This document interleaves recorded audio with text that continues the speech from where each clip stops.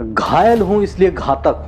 कभी फिल्मों में सुना गया ये डायलॉग जब राजनीति में उतरता है तो तस्वीरें और भी दिलचस्प हो जाती हैं। नमस्कार, मैं हूं आपका आदर्श और आज बात उस बयान की जिसने सियासी गलियारों में हलचल बढ़ा दी। मामला जुड़ा है राघव चड्ढा और आम आदमी पार्टी के बीच बढ़ते टकराव से। राघव चड्ढा ने हाल में ही सामने आकर अपने ऊपर लगे आरोपों को खारिज किया। उन्होंने 3 बड़े आरोपों पर जवाब दिया। वॉकआउट में शामिल न होने का आरोप, इम्पीचमेंट मोशन पर साइन न करने का आरोप और संसद में गंभीर मुद्दे न उठाने का आरोप। राघव का कहना है ये सभी आरोप गलत हैं और तथ्यों से परे हैं। उन्होंने यहां तक कि कहा कि अगर कभी उन्होंने विपक्ष का साथ नहीं दिया हो तो संसद के रिकॉर्ड और कैमरे चेक कर लिए जाए। लेकिन इस पूरे बयान में एक चीज सबसे ज्यादा चर्चा में है और वो है खामोशी। सबसे बड़ा आरोप जो लगातार उन पर लगाया जा रहा है कि क्या वो भारतीय जनता पार्टी के प्रति नरम रुख अपना रहे हैं या किसी तरह का समझौता हुआ है। इस मुद्दे पर राघव चड्ढा ने अपने बयान में कुछ भी स्पष्ट नहीं कहा।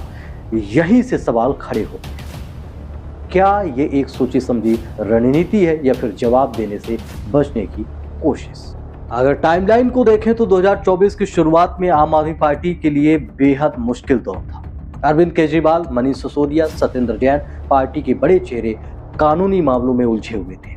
ऐसे वक्त में उम्मीद थी कि पार्टी के युवा चेहरा आगे आकर मोर्चा संभालेंगे, लेकिन उसी दौरान राघव चड्ढा की सक्रियता पर सवाल उठे। उनकी विदेश यात्रा, उनकी सीमित राजनीतिक मौजूदगी और फिर अचानक आई लंबी खामोशी।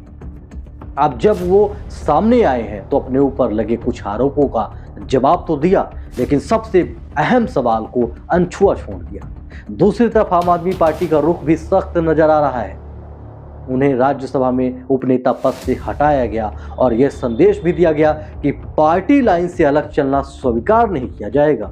यानी टकराव साफ है, एक तरफ व्यक्तिगत राजनीतिक ब्रांड, दूसरी तरफ पार्टी अनुशासन। यहाँ एक और दिलचस्प पहलू है, सोशल मीडिया पर लोकप्रियता और जमीन की राजनीति। राघव चड्ढा की डिजिटल मौजूदगी मजबूत है, उनके वीडियो, उनकी प्रेजेंटेशन प्रोफेशनल नजर आता है। लेकिन सवाल वही पुराना है, क्या डिजिटल सपोर्ट जमीनी राजनीति में बदल पाता है। देखिए, राजनीति में टिके रहने के लिए सिर्फ पॉपुलैरिटी नहीं, संगठन और समर्थन दोनों जरूरी होते हैं। और फिलहाल राघव चड्ढा के साथ पार्टी के अंदर खुला समर्थन नजर नहीं आता। अब आगे क्या ये दूरी और बढ़ेगी? क्या राघव चड्ढा किसी नई राजनीतिक राह पर जाएंगे या फिर ये सिर्फ एक दबाव की राजनीति? एक बात तय है, ये कहानी अभी खत्म नहीं हुई और आने वाले समय में यह भारतीय राजनीति का एक अहम मोड़ बन सकती है। ज्योतिरादित्य संध्या वाली स्टोरी। धन्यवाद, नमस्कार।